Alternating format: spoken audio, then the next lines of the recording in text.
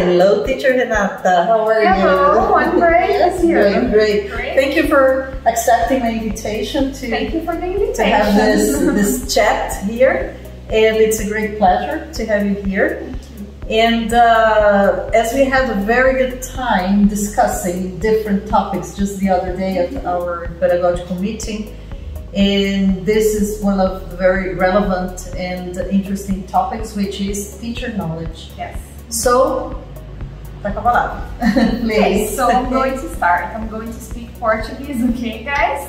Bom, eu vou começar este vídeo com uma reflexão. Vou perguntar a Nádia, que está aqui, mas eu peço que você que está assistindo também reflita. O que um professor deve saber? Pois é, né? É uma wide range, né? É uma coisa muito ampla o que o professor deve saber, porque além do conteúdo que ele tem que saber, né? Ele tem que saber como transmitir esse conteúdo.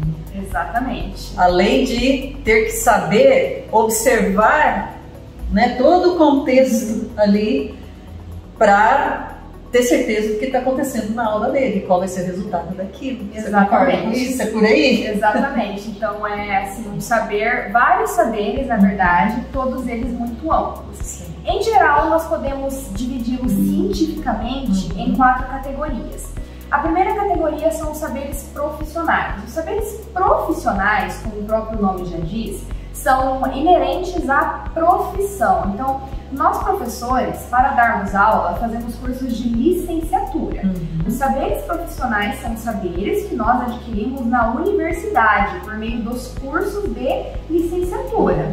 Então como planejar uma aula, como controlar a turma em uma sala de aula, tudo isso que o professor universitário vai nos passar e que nós também aprendemos muito em cursos ao longo da nossa formação. Aqui na nossa realidade seria a nossa transmissão da nossa metodologia, que é exclusiva da Washington, né? Para todos os nossos teachers, tanto Arapongas como os teachers da rede, para que a gente possa trabalhar num padrão. Então as técnicas e a metodologia em si seriam então esse conhecimento. É muito interessante a palavra que você usou, padrão, porque os saberes profissionais, na verdade, seguem um padrão. Eles visam padronizar o que o professor faz. Então, o plano de aula, qual a estrutura dele, o tempo de aula, o que a gente deve incluir em uma aula. Esses são saberes profissionais.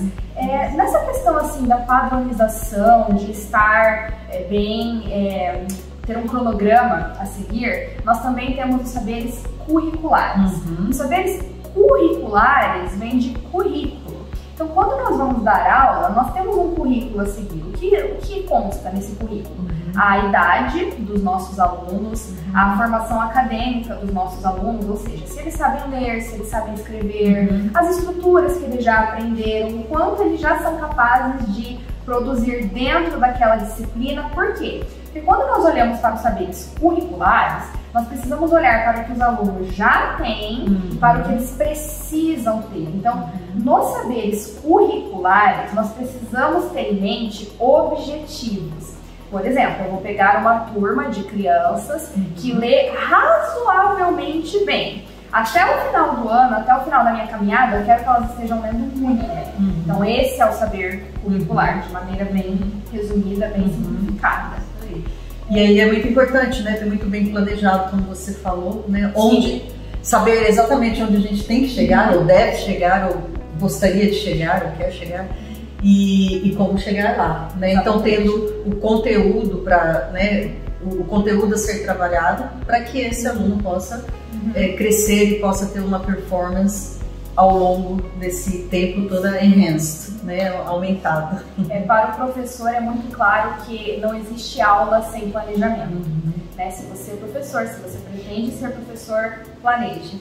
Você precisa ter um plano de aula e um plano anual ou semestral também. Sim. É essencial. E nessa área nós temos também os saberes disciplinares, ou seja, próprios da disciplina que o professor vai ensinar. Aqui na Academia Washington nós ensinamos inglês. Então, quais seriam os nossos saberes disciplinares?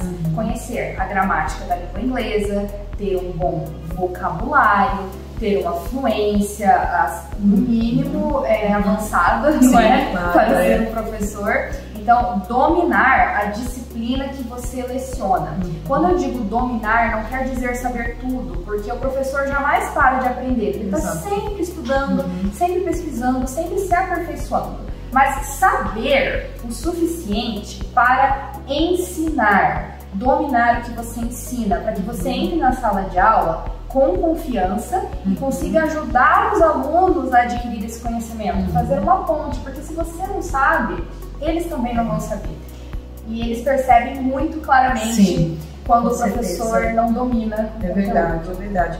E esses saberes, eles não funcionam sozinhos. Jamais. Né? Então, para ser um excelente professor, precisa ter o domínio ou ter o equilíbrio entre esses três saberes que você mencionou, né? O profissional, os saberes profissionais, curriculares e disciplinares. Um não vai funcionar sem o outro. Não, jamais. E esses três saberes dialogam com os saberes experienciais. Os saberes experienciais são, na minha opinião, os mais difíceis de se adquirir. Por quê? Os saberes curriculares, disciplinares, que a gente adquire na universidade ou fazendo curso, você estuda. Claro, você corre atrás, você estuda, mas fazendo leituras e pedindo auxílio a outros professores, você consegue aprender. Agora, os experienciais vêm de onde? Da experiência. Então, eles são saberes mais individuais, não são saberes padronizados como os outros.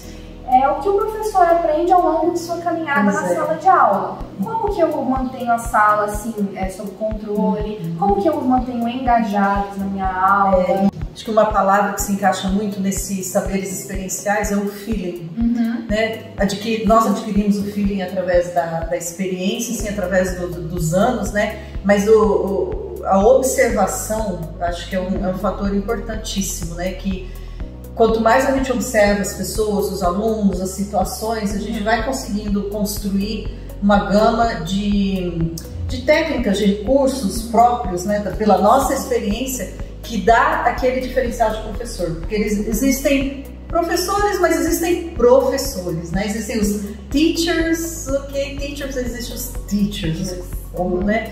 E muito, né, além da experiência, além dos estudos, além de tudo isso, né, mas essa observação, o feeling e as experiências, né, realmente fazem a diferença nesse profissional. Você concorda com isso? Com certeza. E diálogo também, né, sempre procurar dialogar com outros colegas. Sim, ouvir os alunos, né? Verdade. A gente aprende muito dialogando, ouvindo o que os alunos têm a dizer sobre a nossa aula, compartilhando nossos planos de aula com outros professores também. Então, tudo isso é os 4 saberes em diálogo e a consciência, o feeling constante do professor de que ele precisa se aperfeiçoar, de que ele precisa estar atento, de que ele precisa ser organizado. Updated, né? Up to date, tá super atualizado aí. Isso é o que faz um bom professor. É verdade.